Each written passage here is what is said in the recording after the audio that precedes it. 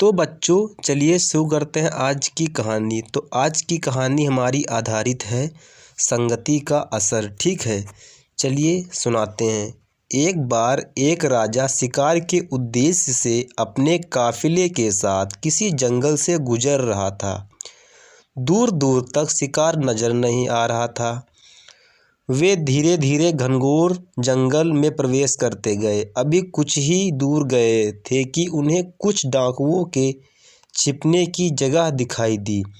जैसे ही वे उसके पास पहुँचे कि पास के पेड़ पर बैठा तोता बोल पड़ा, पकड़ो पकड़ो, एक राजा आ रहा है। इसके पास बहुत सारा सामान है, इसे लूट लो। जल्दी आओ, जल्दी आओ।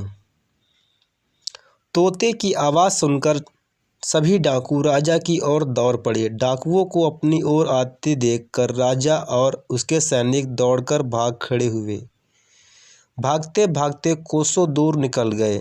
सामने एक बड़ा सा पेड़ दिखाई दिया।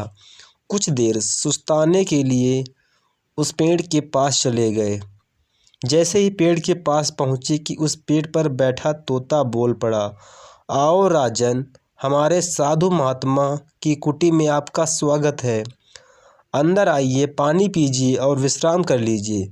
तोते के इस बात को सुनकर राजा हैरत में पड़ गए और सोचने लगा कि एक ही जाति के दो प्राणियों का व्यवहार इतना अलग कैसे हो सकता है। राजा को कुछ समझ नहीं आ रहा था। वह तोते की बात मानकर अंदर साधु की कुटिया की ओर चला गया। साधु महात्मा को प्रणाम कर उनके समीप बैठ गया और अपनी सारी कहानी सुनाई। और फिर धीरे से पूछा, ऋषिवर, इन दोनों तोतों के व्यवहार में आखिर इतना अंतर क्यों है? साधु महात्मा धैर्य से सारी बातें सुनी और बोले, ये कुछ नहीं राजन, बस संगति का असर है।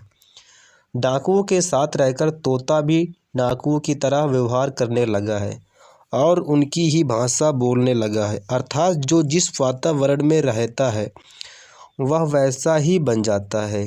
कहने का तात्पर्य यह है कि मूर्ख भी विद्वानों के साथ रहकर विद्वान बन जाता है, और अगर विद्वान भी मूर्खों के संगत में रहता है तो उसके अंदर मूर्खता की बातें आ जाती हैं। इसलिए हमें सोच समझकर संगति करनी चाहिए। तो बच्चों इसीलिए कहते हैं हमें अच्छे लोगों के साथ रहना चाहिए, अपनों से बड़ों के साथ रहना चाहिए, जिनके पास अच्छा नॉलेज है उनके पास रहना चाहिए, उनके साथ अधिक से अधिक समय व्यतीत करना चाहिए, जिससे कि हम अधिक विद्वान बन सकें। ठीक है।